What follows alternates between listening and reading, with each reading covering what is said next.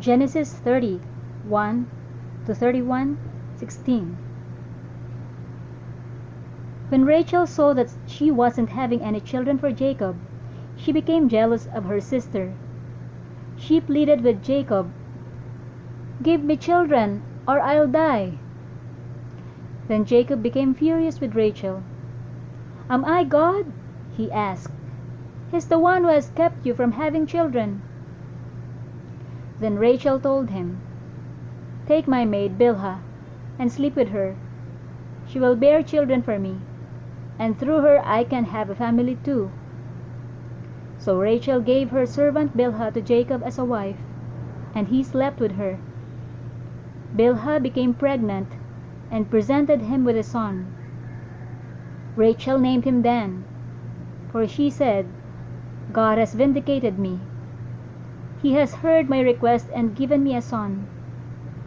Then Bilhah became pregnant again and gave Jacob a second son.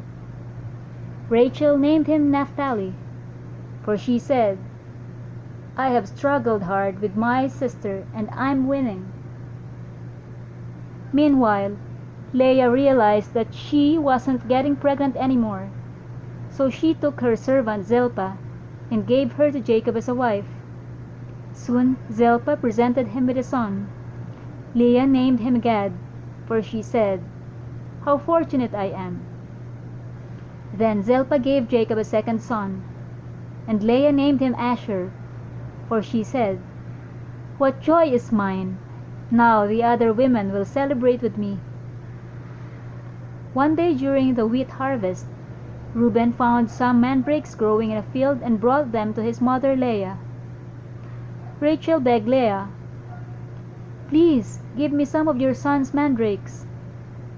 But Leah angrily replied, "Wasn't it enough that you stole my husband? Now will you steal my son's mandrakes too?" Rachel answered, "I will let Jacob sleep with you tonight if you give me some of the mandrakes." So that evening, as Jacob was coming home from the fields, Leah went out to meet him. "You must come and sleep with me tonight," she said.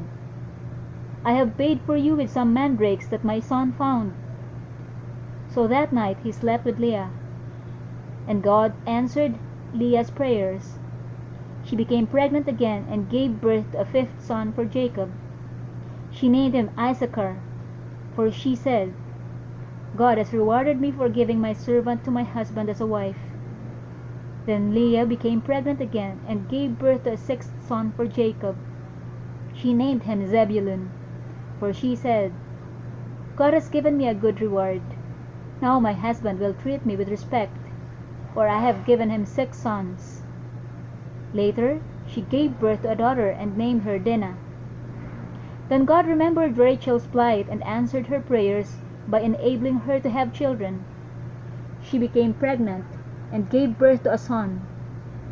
"God has removed my disgrace," she said, and she named him Joseph, for she said, "May the Lord add yet another son to my family." Soon after Rachel had given birth to Joseph, Jacob said to Laban, "Please release me so I can go home to my own country. Let me take my wives and children, for I have earned them by serving you, and let me be on my way. You certainly know how hard I have worked for you." "Please listen to me," Laban replied. "I have become wealthy, for the Lord has blessed me because of you. Tell me how much I owe you. Whatever it is, I'll pay it." Jacob replied, "You know how hard I've worked for you and how your flocks and herds have grown under my care. You had little indeed before I came, but your wealth has increased enormously. The Lord has blessed you through everything I have done. But now, what about me? When can I start providing for my own family?" "What wages do you want?" Laban asked again. Jacob replied, "Don't give me anything. Just do this one thing, and I'll continue to tend and watch over your flocks. Let me inspect your flocks today and remove all the sheep and goats that are speckled or spotted, along with all the black sheep. Give this to me as my wages. In the future, when you check on the animals you have given me as my wages, you'll see that I have been honest.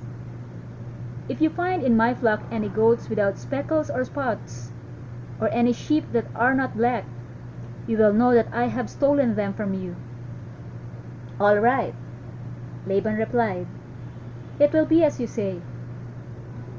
But that very day Laban went out and removed the male goats that were streaked and spotted, all the female goats that were speckled and spotted or had white patches, and all the black sheep.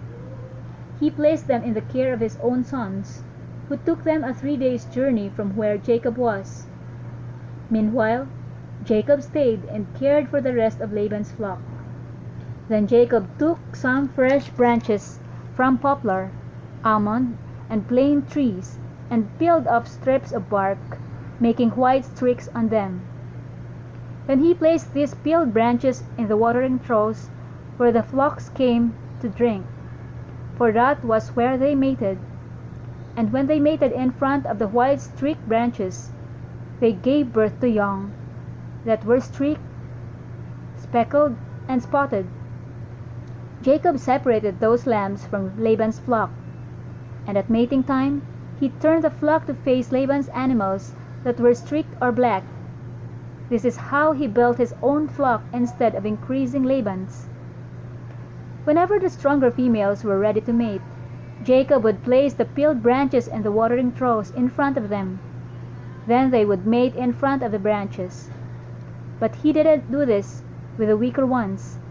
So the weaker lambs belonged to Laban, and the stronger ones were Jacob's. As a result, Jacob became very wealthy, with large flocks of sheep and goats, female and male servants, and many camels and donkeys.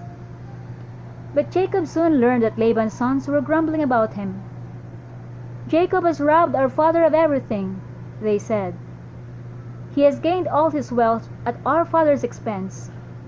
And Jacob began to notice a change in Laban's attitude toward him.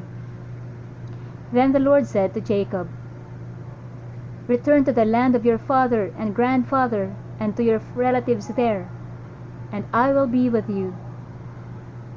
So Jacob called Rachel and Leah out to the field where he was watching his flock.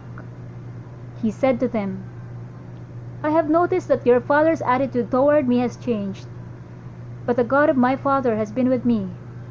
You know how hard I have worked for your father, but he has cheated me, changing my wages 10 times. But God has not allowed him to do me any harm. For if he said, 'The speckled animals will be your wages,' the whole flock began to produce speckled young. And when he changed his mind and said, 'The striped animals will be your wages,' then the whole flock produced striped young. In this way, God has taken your father's animals and given them to me. One time during the mating season, I had a dream and saw that the male goats mating with the females were streaked, speckled, and spotted. Then in my dream, the angel of God said to me, 'Jacob,' and I replied, 'Yes, here I am.' The angel said, 'Look up, and you will see that only the streaked, speckled, and spotted males are mating with the females of your flock. For I have seen how Laban has treated you.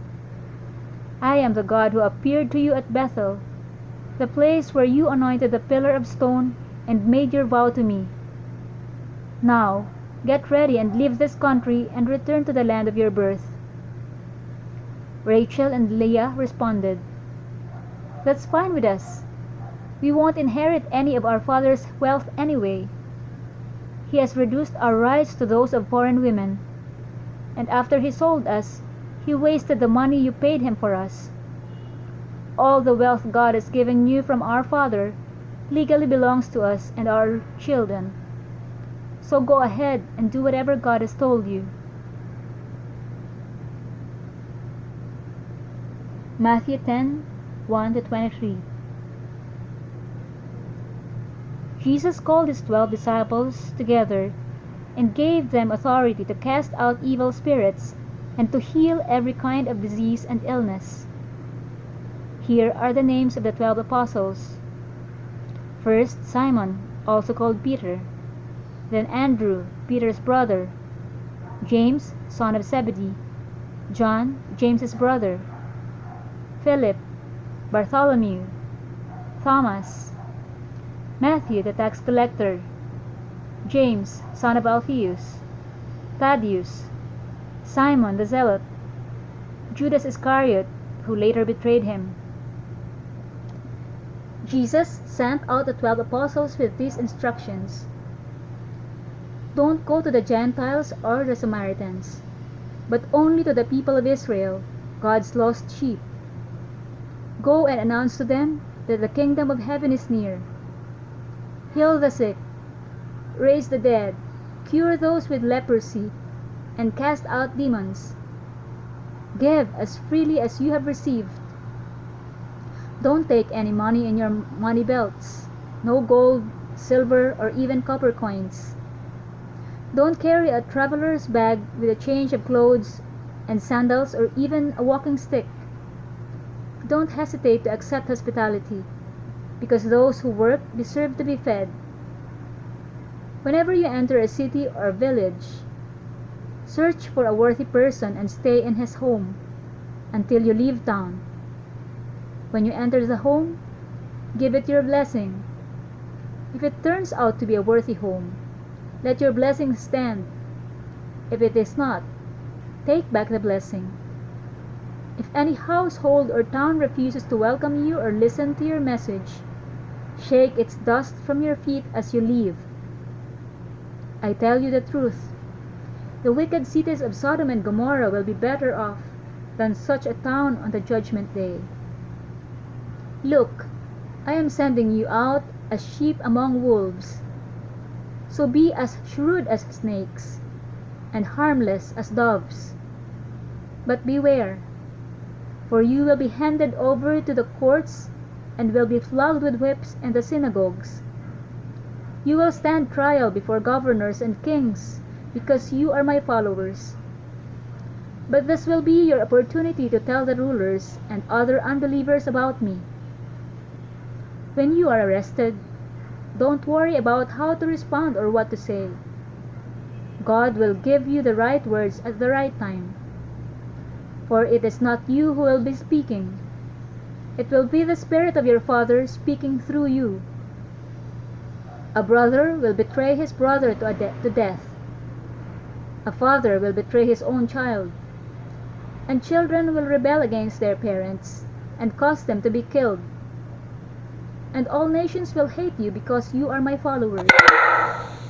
But everyone who endures to the end will be saved. When you are persecuted in one town, flee to the next. I tell you the truth. The Son of Man will return before you have reached all the towns of Israel.